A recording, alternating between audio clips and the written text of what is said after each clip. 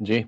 ਇੱਕ ਹੋਰ ਖਬਰ ਰਮਨ ਜੀ ਜਿਹੜੀ ਆ ਰਹੀ ਆ ਹਰਜੋਤ ਜੀ, ਫ੍ਰੀ ਔਨ ਦਾ ਆਪਾਂ ਦੇਖਿਆ ਸੀ ਅਚਨਚੇਤ ਤੇ ਕਾਮੇ ਜਿਹੜੇ ਆ ਉਹ ਕਹਿ ਲਓ ਵੀ ਕੰਮ ਤੋਂ ਬਾਹਰ ਹੋ ਗਏ।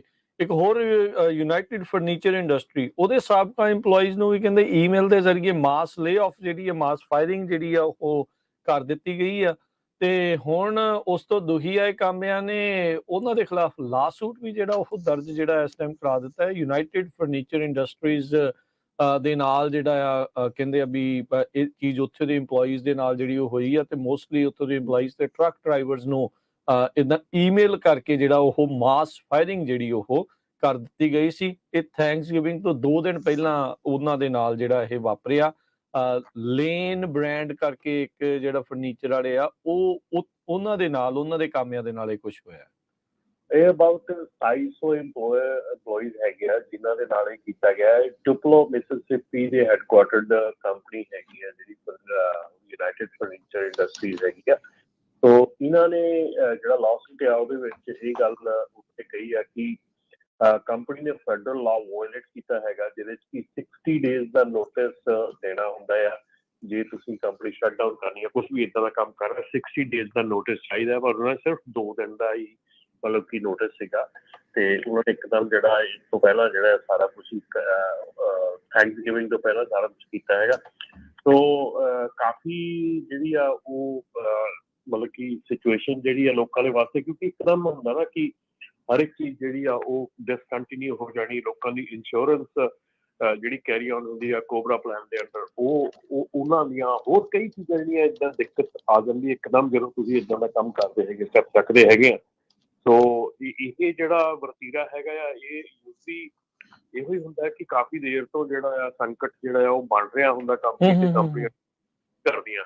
ਔਰ ਮੇਰੇ ਖਿਆਲ ਦੇ ਵਿੱਚ ਇਹ ਜਿਹੜੀ ਇੱਦਾਂ ਦੀ ਸਿਚੁਏਸ਼ਨ ਹੈਗੀ ਆ ਕੰਪਨੀਆਂ ਨੂੰ ਇੱਦਾਂ ਦੀ ਸਿਚੁਏਸ਼ਨ 'ਚ ਨਹੀਂ ਆਉਣਾ ਚਾਹੀਦਾ। ਪਰ ਡੈਫੀਨੇਟਲੀ ਇਹ ਕਾਫੀ ਦੇਖਣ ਨੂੰ ਮਿਲਣਗੀਆਂ। ਜੀ, ਸੋ ਬਿਲਕੁਲ ਆਪਾਂ ਪਿਛਲੇ ਦਿਨਾਂ 'ਚ ਖਬਰਾਂ ਵੀ ਸਾਂਝੀਆਂ ਕੀਤੀਆਂ ਸੀ ਕਿਸ ਤਰ੍ਹਾਂ ਫੇਸਬੁੱਕ, ਟਵਿੱਟਰ, ਵੱਡੀਆਂ ਕੰਪਨੀਆਂ ਜੋ ਆ ਐਮਾਜ਼ੋਨ, ਉਹਨਾਂ ਨੇ ਹਜ਼ਾਰਾਂ ਦੀ ਗਿਣਤੀ 'ਚ ਬੰਦੇ ਲੇ ਆਫ ਕੀਤੇ। ਹੁਣ ਤੱਕ ਜੇ ਟੈਕ ਇੰਡਸਟਰੀ ਦੀ ਵੀ ਗੱਲ ਕਰਦੇ ਜਾਈਏ, ਟਰੱਕਿੰਗ ਤੋਂ ਬਿਨਾਂ 853 ਟੈਕ ਕੰਪਨੀਆਂ 1,37,492 ਲੋਕ ਆ ਉਹ ਲੇ ਆਫ ਕਰ ਚੁੱਕੇ ਹੈਗੇ ਆ। ਕੱਲ HP ਨੇ 6000, ਹਿਊਲਟ ਪੈਕਰਡ ਨੇ 6000 ਵਰਕਰਸ ਨੂੰ ਲੇ ਆਫ ਕੀਤਾ ਆ।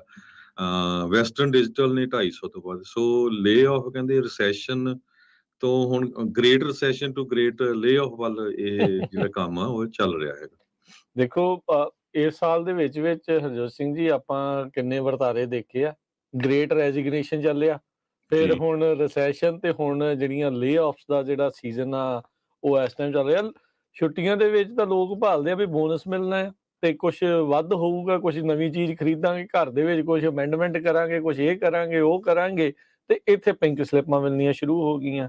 ਖੜੇ ਪੈਰ 1-2 ਦਿਨ ਦੇ ਨੋਟਿਸ ਦੇ ਵਿੱਚ ਕੰਪਨੀਆਂ ਬੈਂਕਰਪਸੀਆਂ ਕਰ ਰਹੀਆਂ ਆ ਜਾਂ ਉਹਨਾਂ ਨੂੰ ਮਾਸ ਲੇ ਆਫ ਕਰ ਰਹੀਆਂ। ਇਹ ਤਾਂ ਜਿਹੜੇ ਭਵਿੱਖ ਦੀਆਂ ਬਣਾਈਆਂ ਹੋਈਆਂ ਸਕੀਮਾਂ ਸਭ ਦੀਆਂ ਧਰਾਈਆਂ ਜਿਹੜੀਆਂ ਆ ਉਹ ਰਹਿ ਗਈਆਂ। ਸੋ ਇਹ ਕਾਫੀ ਇੱਕ ਵੱਡੀ ਫਿਕਰਮੰਦੀ ਵਾਲਾ ਵਕਤ ਜਿਹੜਾ ਇਸ ਟਾਈਮ ਚੱਲ ਰਿਹਾ ਹੈਗਾ ਆ। CH ਰੋਬਿਨਸਨ ਨੇ ਪਿਛਲੇ ਦਿਨਾਂ 'ਚ ਜਿਹੜੀ ਟਰੱਕਿੰਗ ਕੰਪਨੀ ਉਹਨੇ ਵੀ 650 ਬੰਦਾ ਲੇ ਆਫ ਕੀਤਾ ਸੀ। ਜਿਹੜੀ ਆਪਾਂ ਰਾਜਕਨਵੀਰ ਸਿੰਘ ਜੀ ਗੱਲ ਕਰਦੇ ਸੀ ਫਰਨੀਚਰ, ਯੂਨਾਈਟਿਡ ਫਰਨੀਚਰ ਵਾਲਿਆਂ ਦੀ, ਉਹਨਾਂ ਦੇ ਕਹਿੰਦੇ ਕਈ ਟਰੱਕ ਡਰਾਈਵਰ ਆ ਉਹ ਅਰੈਸਟ ਵੀ ਕੀਤੇ ਗਏ ਆ ਮੋਨਰੋ ਕਾਉਂਟੀ 'ਚ। ਕਹਿੰਦੇ ਵੀ ਉਹ ਫਰਨੀਚਰ ਟਰੱਕਾਂ ਤੋਂ ਲਾ ਕੇ ਲਿਜਾ ਰਹੇ ਸੀ ਆਪਣੇ। ਉਹ ਕਹਿੰਦੇ ਵੀ ਕਿਸੇ ਤਰੀਕੇ ਨਾਲ ਪੈਸੇ ਪੂਰੇ ਕਰੀਏ ਹਨਾ, ਉਹ ਫਰਨੀਚਰ ਤਾਂ ਲੈ ਜਾਈਏ। ਪਰ ਦੈਟਸ ਨਾਟ ਵਰਥ ਇਟ। ਇੱਥੇ ਤਾਂ ਇਹ ਆਪਾਂ ਇਹ ਜ਼ਰੂਰ ਸਲਾਹ ਦਿੰਦੇ ਆ ਵੀ ਉਦੋਂ ਬੰਦਾ ਗੁੱਸੇ 'ਚ ਹੁੰਦਾ, ਉਤੇਜਨਾ 'ਚ ਹੁੰਦਾ ਆ ਤੇ ਉਹ ਵਰਥ ਇਟ ਨਹੀਂ ਹੁੰਦਾ। ਬਾਅਦ 'ਚ ਅਰੈਸਟ ਹੁੰਦੇ, ਤੁਹਾਡਾ ਆਪਣਾ ਰੈਕਡ ਖਰਾਬ ਹੋਣਾ ਆ।